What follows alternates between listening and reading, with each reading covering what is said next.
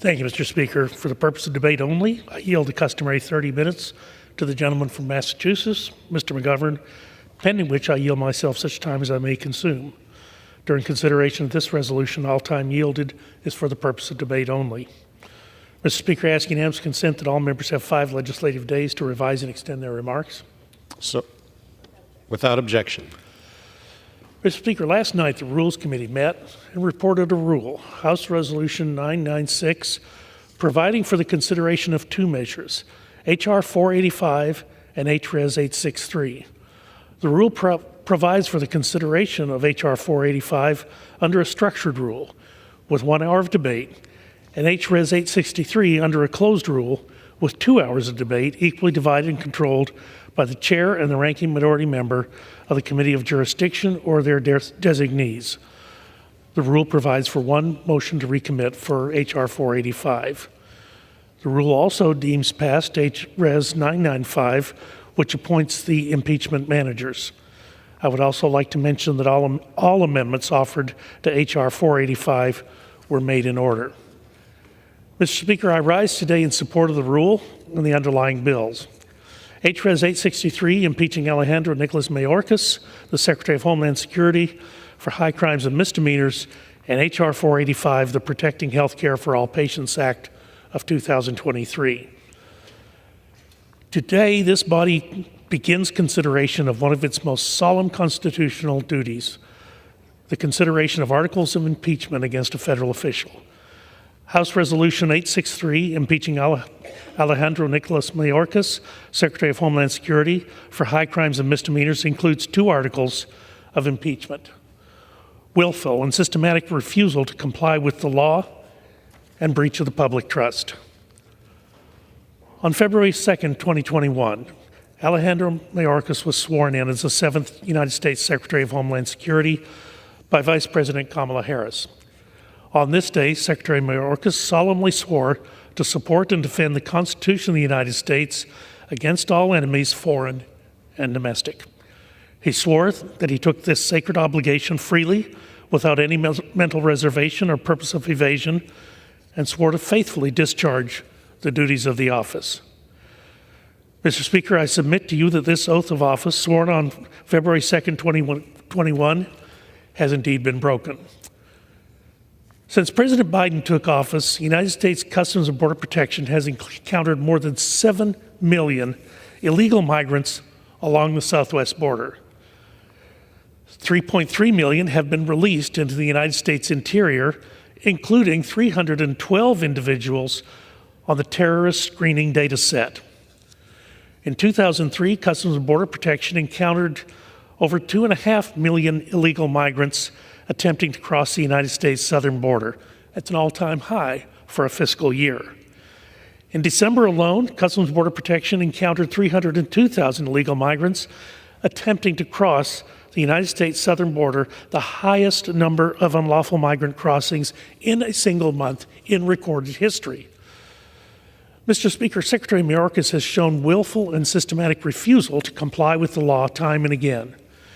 He has willfully refused to comply with numerous detention requirements spelled out in the Immigration and Nationality Act, but has instead implemented a mass catch and release program whereby apprehended illegal migrants are released into the interior of the country without any effective way to ensure their return before an immigration court.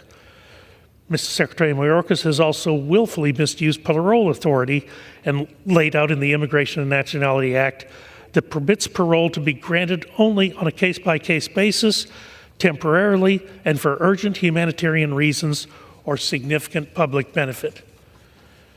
Mr. Speaker, Secretary Mayorkas has not only failed his solemn statutory duty to control and guard the border of the United States, to protect and defend his country and the Constitution, but he's also breached the public trust.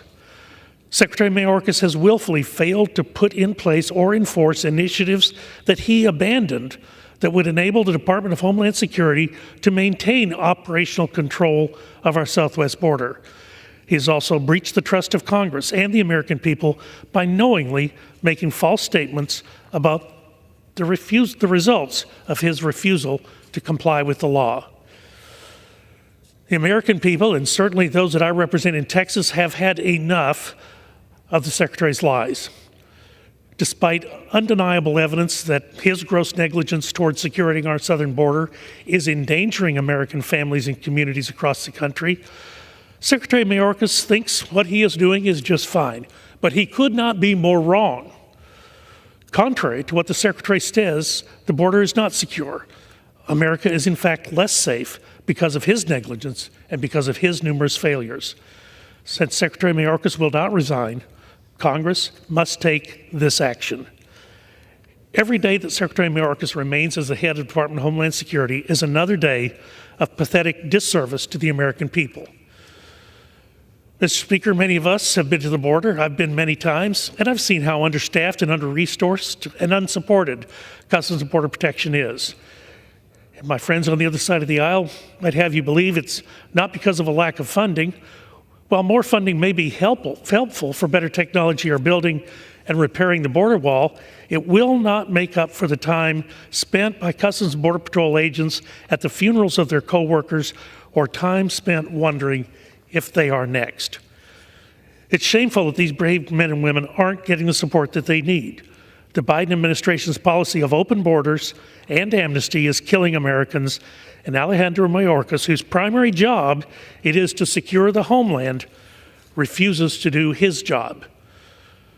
The worsening conditions of the men and women who have sworn to protect our border and actually honored that oath is unacceptable. We must hold those accountable who have willfully refused to honor their oath.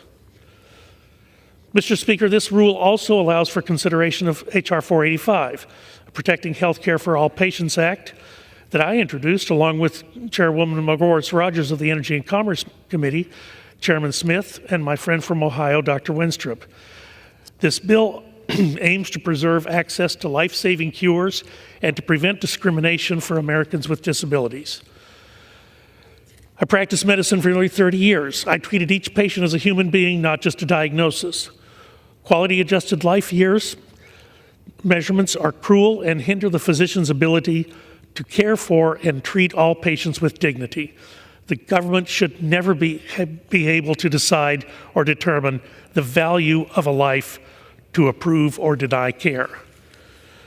Mr. Speaker, many years ago, the Affordable Care Act banned Medicare from using quality-adjusted life years, a metric often used in cost-effective analyses, widely known to discriminate against people with disabilities.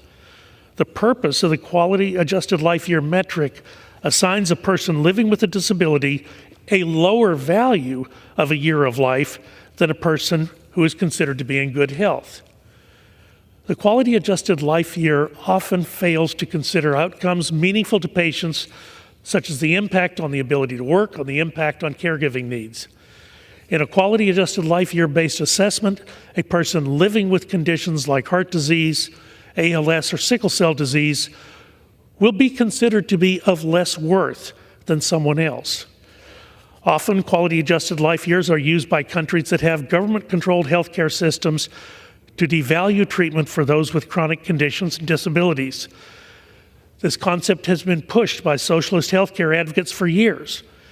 Thankfully, the United States of America has not fallen totally prey to these harmful ideologies, at least not yet. I would like to remind my friends on the other side of the aisle that the first quality-adjusted life year ban within the Affordable Care Act passed with strong Democrat support. Therefore, this bill should be passed with strong Democrat support as well. It is not the government's place to determine whether a person living with a chronic condition or a disability is of less worth.